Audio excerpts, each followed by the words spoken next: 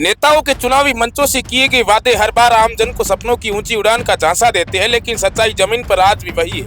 हाँ जी साहब, सरकार के तरफ से पानी की कमी ऐसी आई है, सरकार को ढील बरती है। हम जो मवेशी है बुरी हालत से कई मर चुकी भी है, जो पानी की जल्दी में जल्दी व्यवस्था की जाए। बेबसी, प्यास और संघर्ष। सीमांत जैसलमेर जिले के म्याजदार क्षेत्र स्थित बांकीदास की ढाणी में आज जो पेयजल संकट गहरा है वह नेताओं की अनदेखी और प्रशासन की लापरवाही का प्रत्यक्ष प्रमाण है। चुनावी रैलियों में हर घर जल और विकास के नारे लगाने वाले नेता अब गायब नजर आ रहे हैं। जिनके वादों पर यहाँ के ग्रामीणों ने भरोसा किया वे आज उनकी सुध तक लेने नहीं आ रहे।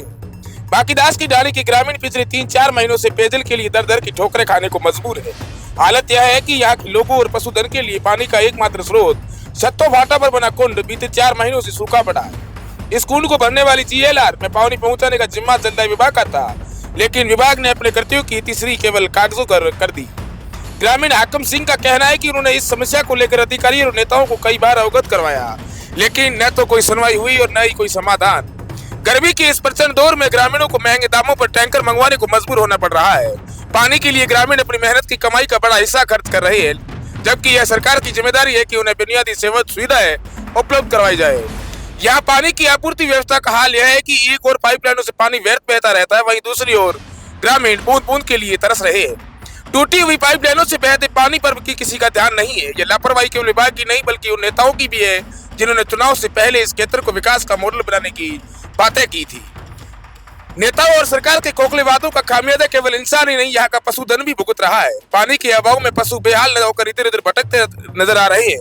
छत्तो भाटा का कुंड जो कभी इन पशुओं के लिए जीवनदायी स्रोत था, अब मौत की कगार पर खड़े इस पशुधन की तस्वीर बयां कर रहा है। सरकार और नेताओं के इस रवैये ने सवाल खड़ा कर दिया है कि क्या सीमांत क्षेत्रों के वासिंदे केवल वोट बैंक है? क्या इन गाँवों के लोगों को हर चुनाव के बाद अपनी दुर्दशा देखने के लिए मजबूर किया जाएगा? जलदाय विभाग की इस उदासीनता पर सही सवाल उठना चाहिए। आखिर क्यों अधिकारियों ने ग्रामीणों की शिकायतों को दरकिनार कर दिया? जब तक इन सवालों के जवाब नहीं मिलते और पेयजल संकट का समाधान नहीं होता, तब तक बांकीदास की ढाणी के ग्रामीण और उनका पशुधन इसी तरह संघर्ष करते रहेंगे। ऐसी ही खबरों को देखने के लिए आप हमेशा द बवाल के साथ जुड़े रहे। आगे वीडियो में देखें कि वहाँ के लोगों ने, वहाँ के वासिंदों ने क्या कुछ कहा है। हाँ जी साहब, सरकार के तरफ से पानी की कमी ऐसी आई है, सरकार को ढील बरती है। हम जो मवेशी है बुरी हालत से कई मर चुकी भी है, जो पानी की जल्दी में जल्दी व्यवस्था की जाए।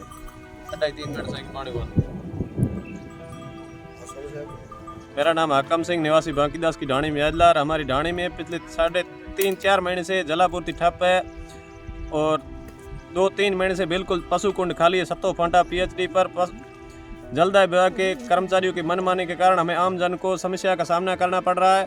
हमारे ढाणी में 500 से 700 गाय है, 4-5 हज़ार भेड़ बकरी है, जिन्हें प्रतिदिन महंगे दाम में 500 रुपये प्रति टैंकर के हिसाब से हमें पानी डलवाना पड़ रहा है। एक दिन में हमें 10 टैंकर की डलवाने की मजबूरी आ रही है। 3 महीने से हम बहुत ही परेशान हो गए। हमारी रोजी रोटी के सामने संकट खड़ा हो गया। पानी के कारण हमारे पशु दर दर की ठोकरें खा रहे। अति शीघ्र प्रशासन समय रहते जलापूर्ति सुचारू करवाए, और जलापूर्ति सुचारू नहीं होती तब तक हमारी ढाणी में पानी के टैंकर डलवाए जाए अति शीघ्र, जिससे हमें परेशानी का सामना नहीं करना पड़े।